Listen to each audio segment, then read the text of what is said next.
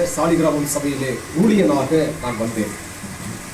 அப்பொழுதிருந்து ஐயாவோடு கூட எனக்கு மிகுந்த நெருக்கம், பழக்கம், உறவுகள் எல்லாம் ஏற்பட்டன.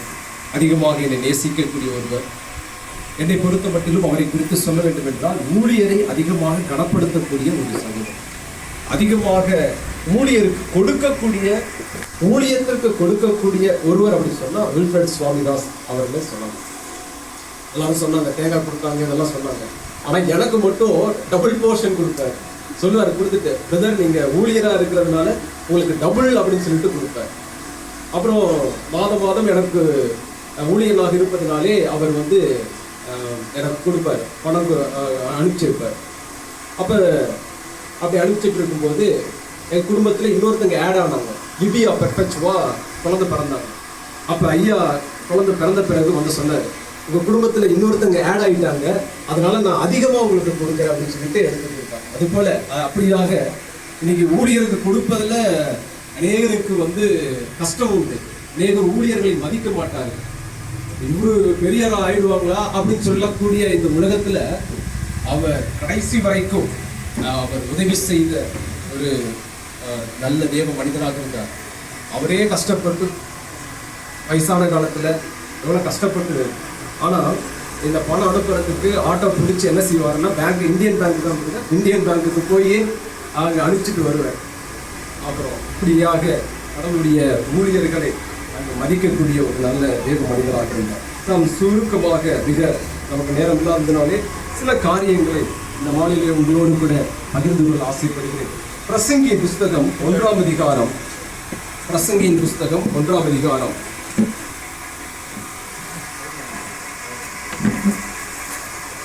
1ஆம் வசனத்திலிருந்து 4ஆம் வசனம் வரைக்கும் படிக்கிறேன். தாவீதின் குமாரனும் எருசலேமின் ராஜாவுமாகிய பிரசங்கியின் வாக்கியங்கள்.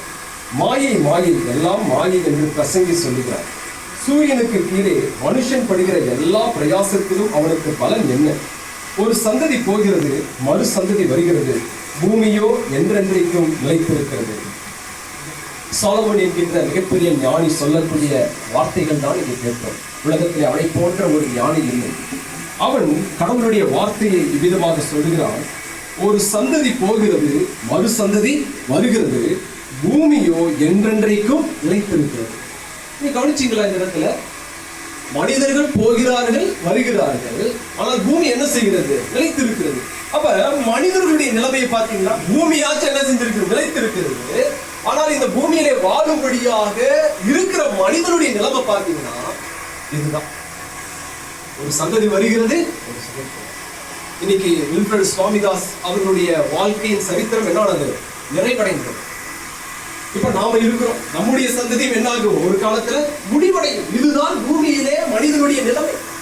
ஆனால் இங்க நாம் பார்க்கும் பொழுது பூமியோ என்றென்றைக்கும் நிலைத்திருக்கிறது. ஆனா பூமி எப்படி இருக்குதாமா? என்றென்றைக்கு நிலைத்திருக்குதாம். எப்படி நிலைத்திருக்கிறது அப்படிங்கிறத சாலமோன் கீழே சொல்றாரு பாருங்க. சூரியன் உதிக்கிறது, சூரியன் அஸ்தமிக்கிறது அப்படின்னு சொல்லிட்டே வர. அப்ப இதுதான் சாலமோனுடைய ஒரு பார்வையாக இருக்கிறது. அப்ப பூமியினுடைய பார்வை, அவருடைய கருத்து பூமியை குறித்து என்ன? அவர் ஒரு பெரிய ஞானி இல்லைங்களா?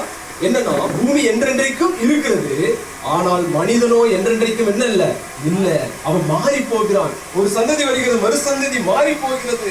மேலும் சொல்லுகிறார் பாருங்க, 6ஆம் அதிகாரம் 6வது வசனத்துல, 6ஆம் அதிகாரம் 6வது வசனம், அவன் 2000 வருஷம் பிழைத்திருந்தாலும் ஒரு நன்மையும் காண்பதில்லை, எல்லாரும் ஒரே இடத்திற்கு போகிறார்கள் அல்லவா? என்ன சொல்றாரு? மனுஷன் இந்த பூமியில எத்தனை வருஷம்? 2000 வருஷம் வாழ்ந்தாலும் என்ன இல்ல, ஒரு நன்மையும் இல்லை. இதுதான் மனிதனை குறித்து சாலமோனுடைய பார்வையாக இருக்கு.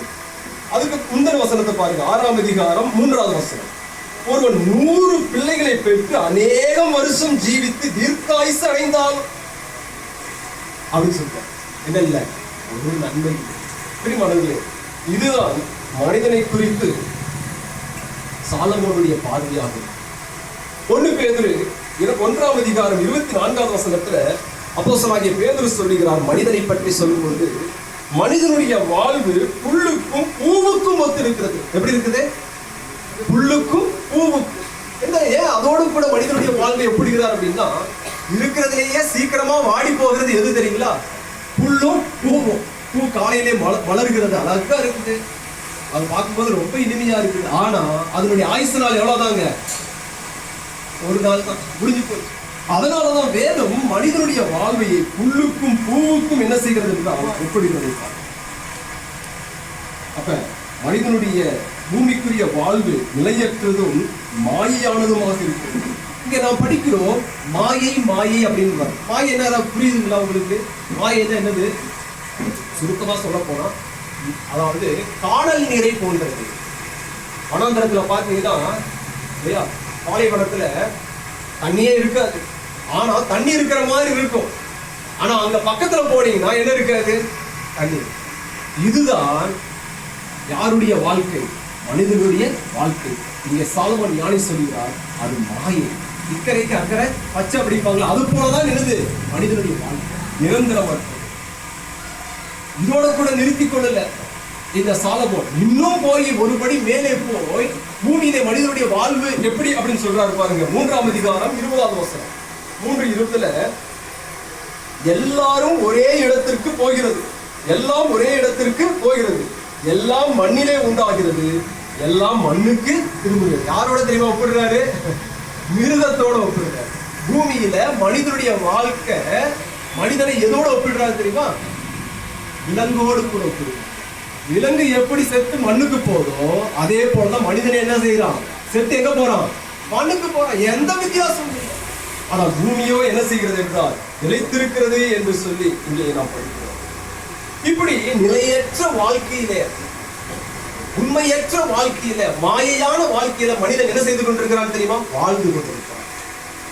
இப்படிப்பட்ட இந்த பூமியில ஒருவர் நிலையானதை என்ன செய்கிறார் தெரியுமா? செய்தார். நிலையானதை செய்கிறார். அந்த வசனத்தை உங்களுக்கு காட்டுகிறேன். அதே பிரசங்கியின் புஸ்தகம் 3ஆம் அதிகாரம் 14வது வசனம். 3:14. தேவன் செய்வது எதுவோ அது என்றென்றைக்கும் நிலைக்கும் என்று அறிவேன். அதனோடு ஒருவன் கூட்டவும் கூடாது, அதிலிருந்து ஒருவன் குறைக்கவும் கூடாது. மனுஷர் தமது சமூகத்தில் பயந்திருக்கும்படி தேவன் இப்படி செய்திருக்கிறார். மனிதனுடைய வாழ்க்கை இப்படி நிலையற்று இருக்கும் பொழுது ஒருவர் நிலையானதை என்ன செய்கிறார் தெரியுமா? மனிதனுக்கு செய்கிறார். அவர் யார் தெரியுங்களா? தேவன், கடவுள். என்ன செய்கிறார்னா, தேவன் செய்வது எதுவோ அது என்றென்றைக்கும் நிலைத்திருக்கும். அதனால மனிதர்கள் யாருக்கு பயப்படணும்? யாருக்கு பயப்படணும்? கடவுளுக்கு, தேவனுக்கு பயப்படணும். என்ன செய்யறாரு தெரியுங்களா? அந்த முந்தின வசனங்கள் எல்லாம் நீங்க படிக்கும் பொழுது கடவுள் செய்யக்கூடிய செயலை 1ஆம் அதிகாரத்திலிருந்து 1வது வசனத்திலிருந்து 13வது வசனம் வரைக்கும் அங்கே சொல்லுகிறார். கடவுள் இந்த பூமியில என்ன அவர் செய்ய நினைத்தாரோ அதுதான் என்ன செய்கிறது தெரியுமா? நடந்து கொண்டிருக்கிறது. சில வசனங்களை படிக்கிறேன் பாருங்க. பிறக்க ஒரு காலம் உண்டு, இறக்க ஒரு காலம் உண்டு, நட ஒரு காலம் உண்டு, நட்டதை பிடுங்க ஒரு காலம் உண்டு. இப்படி சொல்லிட்டே போற. அப்ப இந்த பூமியினுடைய, உலகத்தினுடைய எல்லாமே யாரால் இயக்கப்படுகிறது என்றால், யாரால? நம்ம தலைவிதி அல்ல. நம் வாழ்க்கையின் ஒவ்வொரு நிகழ்வையும் யார் குறித்து வைத்திருக்கிறார்? கடவுள், தேவன் குறித்தது நடக்கிறது. நிறைய பேர் சொல்லுவாங்க தலைவிதி பேரி நடக்குது. இல்ல, தேவன் எல்லாவற்றையும் என்ன செய்திருக்கிறார்? தீர்மானம் பண்ணி வைத்திருக்கிறார். பிரியமானவர்களே, நம் வாழ்க்கையில என்ன நடக்கணும் அப்படிங்கறது கடவுள் முன்னமே என்ன செய்திருக்கிறார்? தீர்மானம். ஐயா இறந்தாரு, நம்ம நினைக்கலாம் ஐயோ கூட யாராவது இருந்திருந்தா பரவாயில்லாம இருக்கு, ஹாஸ்பிட்டல் போயிருக்கலாமே. அவர் நியமித்தது என்ன செய்யும்? எங்க சர்ச்சில் நாங்க ஆராதனை பண்ணிட்டு இருக்கும் போது ஐயா அப்படியே கீழே அப்படியே சேர்ல உட்காந்துட்டு இருந்தவர் அப்படியே விழுந்துட்டார். ஆராதனை நடந்துட்டு இருக்குது, அப்படியே கீழே விழுந்துட்டார். உடனே எல்லாரும் தூக்கி முன்னாடி போட்டு இது கொடுத்தாங்க, நெஞ்செல்லாம் அமுத்தி வச்சு எல்லாம் செஞ்சு அப்புறம் அவர் என்ன உயிரோட வந்துட்டாரு. அப்புறம் உடனே ஹாஸ்பிட்டல் எல்லாம் தூக்கிட்டு போனாங்க. அப்ப கடவுள் ஒன்றை செய்ய நினைத்தது யார் என்ன செய்ய முடியாது? நம்முடைய உயிர் நம்மிடத்துல இல்ல, யாரிடத்துல உண்டு? தேவனிடத்துல உண்டு. அதுதான் சாலமோன் சொல்லுகிறார், மனிதன் நிலையற்றவன், ஆனால் அவனை நிலையாக்கக்கூடியவர் யார் என்றால் தேவனாக இருக்கிறார். தேவன் செய்வது எதுவோ அது என்றென்றைக்கும் நிலைத்திருக்கும். அப்ப அவர் என்ன செய்கிறார் அப்படின்னு சொன்னா, மனிதன் நிலைத்திருக்கும்படியாக அவர் என்ன செய்தார் அப்படின்னு சொன்னா, ஒரே ஒரு வசனம், யோவான் 3ஆம் அதிகாரம் 16வது வசனம். அவர் ஒன்றை செய்தார். தேவன் செய்வது என்றென்றைக்கு நிலைத்திருக்கும். அந்த நிலைத்திருக்கக்கூடியது என்ன தெரியுங்களா? யோவான் 3:16 நம் அனைவருக்கும் தெரிந்த வசனம். என்ன வசனங்க? தேவன் தம்முடைய ஒரே பேரான குமாரனை விசுவாசிக்கிறவன் எவனோ அவன் கெட்டு போகாமல் நித்திய ஜீவனை அடையும்படிக்கு அவரை தந்தருளி இவ்வளவாய் உலகத்தில். சாலமோன் சொல்றாரு, மனிதனுடைய வாழ்க்கை ஒண்ணுமே இல்லை, நிலையற்றது.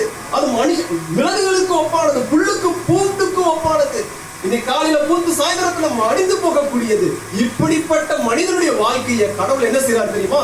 நிலையானதாக மாற்றுகிறார். எப்படி தெரியுங்களா? அதற்காக கடவுள் தன்னுடைய ஒரே குமாரன் இயேசு கிறிஸ்து உலகத்தில் என்ன செஞ்சார் தெரியுமா? அனுப்பிச்சு வச்சார். நிலையற்ற பூமியில வாழ்ந்து மரித்தா அடுத்தது எங்க போவோம் யாருக்கா தெரியுங்களா? தெரியுங்களா? ஆனா எங்களுக்கு தெரியும். அதான் அந்த வசனம் சொல்லுகிறது, தேவன் தம்முடைய ஒரே பேரான குமாரனை விசுவாசிக்கிறவன் எவனோ அவனுக்கு என்ன உண்டு தெரியுமா? நித்திய ஜீவன், முடிவில்லாத வாழ்க்கை. அதுக்காக தான் ஐயா இவ்வளவா உழைச்சார். அங்க அநேக சாட்சிகளை கேட்டோம். அவர் தெருவா இந்த வசனங்கள் எல்லாம் என்ன செய்வாராமா, எல்லாம் மாட்டிக்கிட்டு தெருவுலெல்லாம் போய் என்ன செய்வார்? அவர் அதற்காக வாழ்ந்தார். ஒரு மனிதன் இந்த பூமியிலே பிறந்திருக்கிறான், அவன் நிலையற்றவனாக இருக்கிறான். ஆனால் கடவுள் அவனை நிலையுள்ளவனாக மாற்றுகிறார். எப்படி என்றால் இயேசு கிறிஸ்துவை விசுவாசிப்பதன் மூலமாக. அதற்காக தன் குமாரனாம் இயேசு கிறிஸ்துவை உலகத்திற்கு அனுப்பினார். அவரை சிலுவையிலே மரிக்கும்படியாக ஒப்புக் கொடுத்தார். ஏன் தெரியுமா? ரத்தம் சிந்துதல் இல்லாமல் பாவ மன்னிப்பு இல்லை. அதற்காக தன் குமாரனையே என்ன செய்தார் தெரியுமா? அனுப்பினார். ஏன் அவர் வரணும் அப்படின்னு சொன்னா, நாம் பாவத்திற்கு என்ன உண்டு தெரியுமா? தண்டனை உண்டு. பாவத்தின் சம்பளம் மரணம். பாவத்திற்கு நிச்சயம் என்ன உண்டு? தண்டனை உண்டு. அந்த தண்டனை நம்மளால சுமக்க முடியாது. என்ன தண்டனை தெரியுங்களா? வேதம் சொல்லுகிறது, இரண்டாம் மரணம், நித்திய நரகாக்கினை. ஆனால் அங்கே நாம் போகக்கூடாது என்பதற்காக நம்முடைய உயிர் அவருக்கு அவ்வளவு அருமையா இருந்தபடினால. ஏன் தெரியுமா நம்மளை நேசிச்சாரு? நாம் அவரால் உண்டாக்கப்பட்டோம். அவர் தன்னுடைய கையினாலே நம்மளை என்ன செஞ்சாரு தெரியுமா? தாவீது சொல்லுகிறார், என் கருவை உன் கண்கள் கண்டது, என்னை நீர் வடிவமைத்தீர் என்று சொல்லுகிறார். ஒரு தாய் தன் குழந்தையை விட்டு கொடுப்பாளா? தன் உயிரை கொடுத்தாவது அந்த குழந்தை என்ன செய்வார்? காப்பாற்றுவார். அதை போன்ற தாயின் அன்பை விட மேலான அன்புதான் அந்தவராக இயேசு கிறிஸ்துவின் அன்பு. நமக்காக தன்னுடைய ஜீவனையே கொடுத்தார். பிரியமானவர்களே, நிலையற்ற இந்த பூமியிலே வாழ்ந்து கொண்டிருக்கிறோம். இந்த பூமியிலே நிலையானதை கடவுள் செய்யக்கூடியதாக இருக்கிறார். ஆகவே இங்கு நாம் படிக்கிறோம், மனிதன் நிலையற்றவன், ஆனால் அவரை விசுவாசிப்பதன் மூலமாக நித்திய ஜீவனை பெறுகிறார். மரணம் நம் எல்லாருக்கும் நியமிக்கப்பட்ட ஒன்று இல்லையா? யாராச்சும் மரணத்தை விட்டு போக முடியுமா? யாராலும் இல்லை. ஆனால் ஒரு விஷயம் என்ன தெரியுமா? எப்படி மரிக்கிறோம் என்பதும் விஷயம் அல்ல. எப்படி மரிக்கிறோம் என்பது விஷயம் அல்ல. எங்கே மரிக்கிறோம் என்பதும் விஷயம் அல்ல. எங்கே அடக்கம் பண்ணப்படுகிறோம் என்பதும் என்ன தெரியுமா? முக்கியம் அல்ல. மாறாக எங்கே போகிறோம் என்பதுதான் என்ன தெரியுமா? முக்கியம். பரிசுத்தவான்களுடைய மரணம் அவர் பார்வைக்கு அருமையானது. அந்த இடத்துல எப்படி மரிச்சா அப்படின்னு போட்டிருக்குதா? வெறுமனே என்ன போட்டிருக்கு தெரியுமா? பரிசுத்தவான்களுடைய மரணம். அப்படின்னு என்னது? மரணம் எப்படி வருகிறதுன்னு அதாவது கடவுளுக்கு முக்கியம் அல்ல. நீ எப்படி மரிக்கிற, மரித்த பிறகு எப்படி எங்கே போகிறார், அதுதான் வேதத்தில் ஒரு உதாரணம் சொல்லப்பட்டிருக்கிறது. லாசரு ஐஸ்வர்யவான் இல்லையா? நமக்கு தெரியும் அந்த கதை. லாசரு மிகவும் தரித்திரனா என்ன செஞ்சான்? இருந்தான். இன்னொருத்த ஐஸ்வர்யவான், சம்பூர்ணமாய் வாழ்ந்தான். ஆனா 2 பேரும் என்ன செஞ்சாங்க? மரித்தாங்க. இந்த விஷயம் என்ன தெரியுமா? 2 பேரும் ஒரே இடத்துக்கு போகல, வெவ்வேறு இடத்துக்கு போனாங்க. அதான் லாசரு மரித்து எங்க போனோம் தெரியுங்களா? நரகத்துக்கு போல. எங்க போனோம்? ஆபிரகாமுடைய மடிக்கு போனான். இந்த உலகத்துல எப்படி வாழ்றோம் அப்படிங்கிறது முக்கியம் அல்ல. இந்த உலகத்திற்கு பிறகு நித்தியத்துல எங்க போறோம் அப்படிங்கறத முக்கியம். 2 இடம் மனிதனுக்கு நியமிக்கப்பட்டிருக்கிறது. ஒன்று பரலோகம், இன்னொன்று நித்திய நரகம். இந்த பூமியில ஏழையா இருக்கலாம், பணக்காரனா இருக்கலாம், எப்படி வேணா இருக்கலாம். ஆனால் இந்த பூமியில வாழும்போது நமக்காக உயிர் கொடுத்த இயேசு கிறிஸ்துவை ஏற்றுக்கொண்டவர்களாக என்ன செய்வாங்க? அருமையான ஐயா, அவரை ஏற்றுக்கொண்டார்கள். பரிசுத்தவான்களுடைய மரணம். யார் பரிசுத்தவான்கள்? இயேசு கிறிஸ்துவை விசுவாசித்து ஏற்றுக்கொண்டவர்கள். அங்கே லாசரு மரித்தான். எங்க போனான் தெரியுமா? தேவனுடைய சன்னிதானத்துக்கு போனான். இன்னொரு மனிதன் ரொம்ப ஐஸ்வர்யோட வாழ்ந்தான், அவனுக்கு குறை எதுவும் இல்லை. ஆனால் அவன் மரித்த போது எங்கே தெரியுமா போனான்? பைபிள் சொல்லுது, பாதாளத்திலே போய் வேதனைப்பட்டான். குடிக்க ஒரு சொட்டு தண்ணி கூட இல்லை. கேட்கிறான், ஐயா எனக்கு தண்ணி தாங்க, கொடுப்பார். இந்த அருமையான வேலையில, இந்த குடும்பத்தை ஆறுதல் படுத்த வந்திருக்கிற இந்த வேலையில ஐயா இருந்திருப்பாருன்னா இதுதான் கேட்டிருப்பார். என்ன தெரியுங்களா? நீங்களும் இந்த இயேசு கிறிஸ்து என்ன செய்யுங்க, நிலையற்ற பூமியில வாழ்ந்து கொண்டிருக்க. இந்த பூமி நிலையானது நினைக்கிறீங்களா? பைபிள் சொல்லுது, இந்த வானமும் இந்த பூமியும் கம்பளி போல சுருட்டப்படுமா. எப்படி கம்பளி சுருட்டுறோம் பாத்தீங்களா? அது மாதிரி என்ன ஆகுமா? சுருட்டப்படும். பூதங்கள் எல்லாம் வெந்து உருகி போகுமா. இந்த பைபிள்ல சொல்லப்பட்டிருக்கு. இன்றைக்கு நம் கண்கள் என்பதாக நாம் பார்த்து கொண்டிருக்கிறோம். உலகம் எங்கும் அழிவு நடந்து கொண்டிருக்கிறது. இயேசுநாதர் சொன்னார், நான் வருவதற்கு முன்பதாக இவைகள் எல்லாம் என்ன செய்யும், நடக்கும். மனிதன் தாங்க முடியாத விக்கிரத்தினாலே அவன் மறிக்கப்படும். இன்னைக்கு இங்கிலாந்து ஐரோப்பிய தேசங்கள்லாம் வெயில் தாங்க முடியாம என்ன இருக்குது, ஆயிரக்கணக்கான ஜனங்கள் மறிக்கிறார். இதெல்லாம் சாம்பிள் தான், இன்னும் வருது. பயங்கரமான நிகழ்வுகள் இந்த பூமியில நடக்கப் போகிறது. இதுகளுக்கெல்லாம் தப்பி நாம் பிழைக்க வேண்டும் என்றால் ஒரே ஒரு வழிதான் உண்டு. இயேசுநாதர் சொன்னார், நானே வழியும் சத்தியமும் ஜீவனுமாக இருக்கிறோம், என்னாலே என்று ஒருவன் பரலோகத்தில் பிதாவினிடத்திற்கு. ஆகவே இந்த மாலை வேளையில இந்த அருமையான ஆண்டவராகிய இயேசு கிறிஸ்துவை விசுவாசிக்கும்படியாக நிலையற்ற இந்த பூமியை வாழ்ந்து கொண்டிருக்கிறோம். நிலையான வாழ்க்கை தரக்கூடிய, நித்திய ஜீவனை தரக்கூடிய இயேசு கிறிஸ்துவை இந்த நாளில ஏற்றுக்கொள்ளும்படியாக அன்போடு கூட கேட்டுக்கொள்கிறோம். நாம் ஒரு பாடலை பாடுவோம்.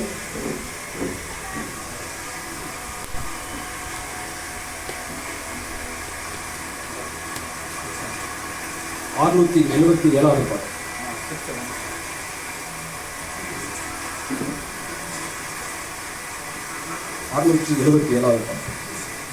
இயேசு கிறிஸ்துவின் அன்பு என்றும் மாறாதது. இயேசு கிறிஸ்துவின் மாறா கிருபை என்றும் குறையாதது. இயேசு கிறிஸ்துவின் மாறா கிருபை